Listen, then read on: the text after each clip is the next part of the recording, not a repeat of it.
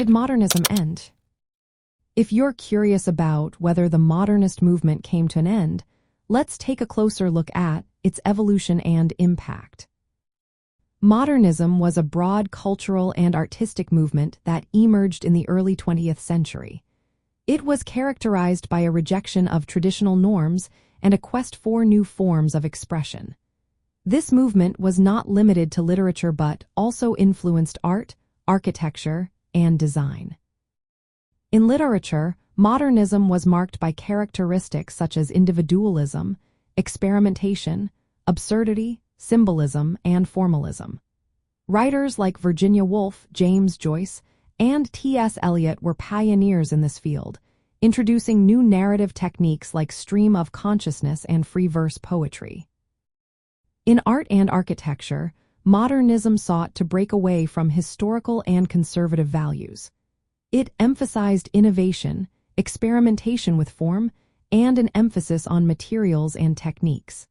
This led to the development of abstract art and new architectural styles, such as those by Ludwig Mies van der Rohe and Walter Gropius. However, modernism did not suddenly cease to exist. Instead, it evolved and gave rise to new movements. By the 1960s, modernism had become a dominant force in art, but it also faced a reaction known as postmodernism. Postmodernism challenged the principles of modernism, introducing a more fragmented and ironic approach to art and culture. In essence, modernism did not end. It transformed and influenced subsequent artistic and cultural movements. The utopian ideals and innovative spirit of modernism continued to shape the built environment, art, and literature, even as new movements emerged to critique and build upon its foundations.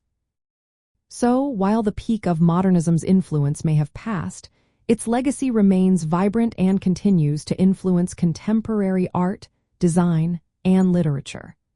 Modernism's impact is still felt today, making it a lasting and significant part of cultural history.